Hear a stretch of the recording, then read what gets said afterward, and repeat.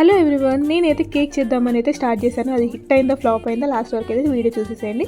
So first అయితే ఒక cup sugar అయితే ఇలా పౌడర్గా మిక్సీ పట్టేసుకోవాలి.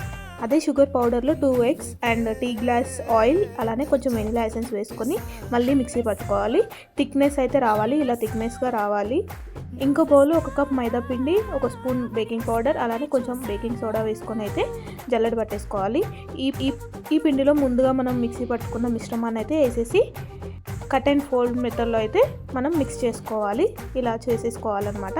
సో ఇలా కన్సిస్టెన్సీ అనేది ఇలా వచ్చేసేయాలి. బ్యాటర్ అనేది ఇలా థిక్నెస్ అయ్యాక మనమైతే బేకింగ్ మౌల్డ్ తీసుకొని అందులో బటర్ పేపర్ వేసేసుకొని ఆయిల్ పెట్టేసుకొని మనం ముందుగా మిక్స్ చేసి పెట్టుకున్న బ్యాటర్ని అయితే వేసేసి ఇలా ట్యాప్ చేసుకోవాలి. ట్యాప్ చేసుకుంటే ఏంటంటే బబుల్స్ ఉంటే కొంచెం అది వెళ్ళిపోతాయి అనమాట. సో నేను పైనుంచి చాకో చిప్స్ వేసేసాను. ఇంకా ఓవెన్లో అయితే పెట్టాను ఒక 1/2 hour. ఇంకా మా సిస్టర్ చూస్తుందనమాట అది అవుతుందా అవ్వట్లేదా అని. ఇంకా కేక్ అయితే రెడీ అయిపోయింది. అది పీసెస్ లెక్క కట్ చేసి నేనైతే కొంచెం డెకరేషన్ అయితే చేసేసాను అనమాట. చాకో చిప్స్ ఇంకా చాకో సిరప్, షుగర్ సిరప్ వేసి అయితే.